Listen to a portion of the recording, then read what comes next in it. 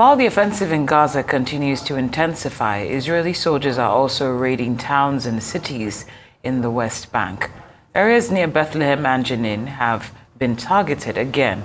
A young man was killed in the Kalandia refugee camp in northern Jerusalem. His brother was also arrested. Bulldozers have destroyed roads, pavements, and water supply lines in Jenin. The Jalazon refugee camp in Ramallah has also been raided. Palestinian fighters confronted Israeli soldiers there in the early hours of this morning. The health ministry has confirmed Israeli forces and settlers have killed at least 260 Palestinians in the occupied West Bank since October the 7th. Well, for more on this, let's cross live and speak with Arise special correspondent Karl Bostic, who is in the Israeli city of Tel Aviv. It's great to have you on Newsday as always, Karl. Let's get straight into it. Tell us a little bit about this new phase of the war. Is it any different from what we've seen in the weeks before the ceasefire?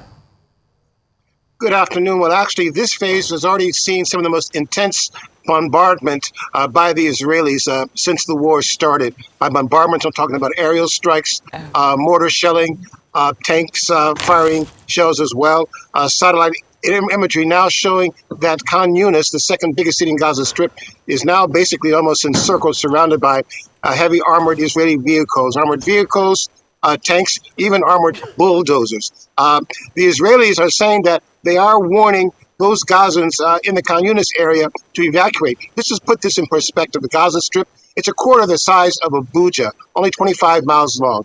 Already, the northern half has been all but evacuated. You have one of the most mass displacements ever in recent memory of a 2.3 million population. 1.8 million of them are displaced in the Khan Yunis area.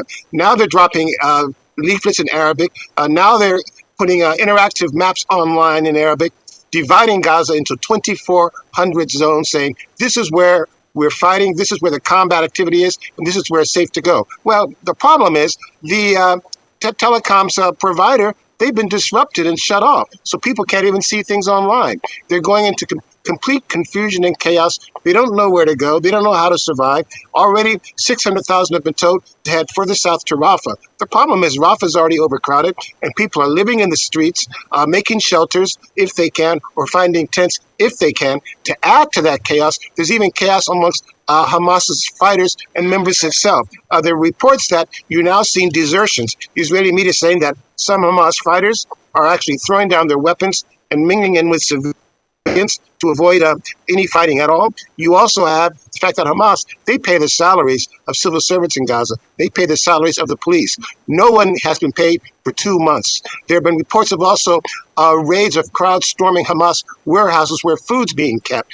And because there's simply no food at all. And of course, the hospitals that you mentioned, only 25 out of 36 hospitals are now shut down and closed. And 52 out of 70 primary health facilities are also closed. And now there's a blood shortage because so many injured people are coming into the hospital. It's a chaotic scene that's only going to get worse. That's unfortunate, Karl. But what else can you tell us about Israel's strategy in this phase of the fighting?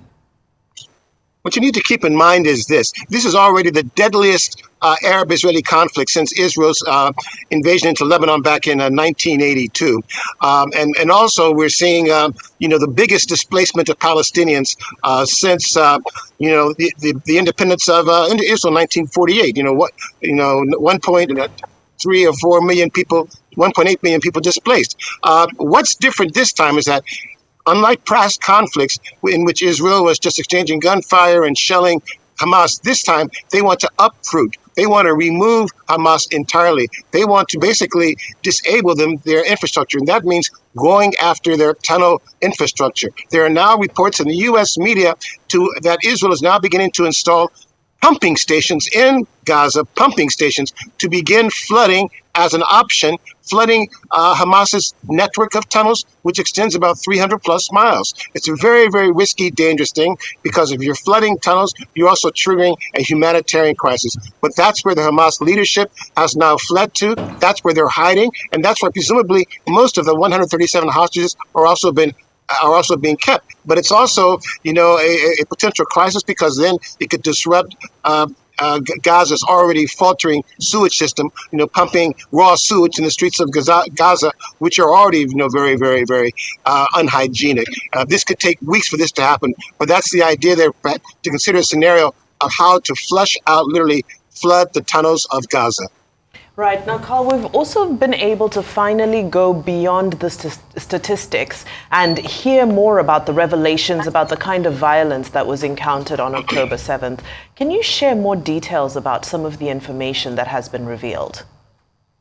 There had always been anecdotal information about what happened on October 7th and even afterwards about the prevalence of sexual violence. Well, yesterday in New York, for example, there was a forum, presided over by women's leaders, activists, and also UN leaders as well, where they presented very graphic evidence documenting what had happened. What they've done is they compiled evidence from medical examiners who were the first responders on the scene, even from eyewitnesses and survivors of October 7th, documenting dozens and dozens of rapes, quite frankly, and mutilation of women, especially also female soldiers, which the medical examiners had to go through. And they're saying that this has really kind of escaped scrutiny because so much attention was just focused on identifying bodies in the immediate aftermath. But now they're saying there was wide-scale sexual violence.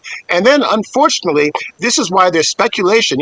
One reason why this hostage deal collapsed, because Hamas reneged at the last moment to free the remaining women hostages and children. There's still about 15 to 20 women and children in custody, in captivity, probably in tunnels of Gaza. And there's now concern that one reason why they may have not been released, because there may be yet more revelations of abuse, of sexual violence. That's indeed a grim picture that you've painted for us, Karl, but we hope things will get better as time goes by. All right, special correspondent Karl Bostic, live from Tel Aviv. Thank you so much for joining us here on Newsday.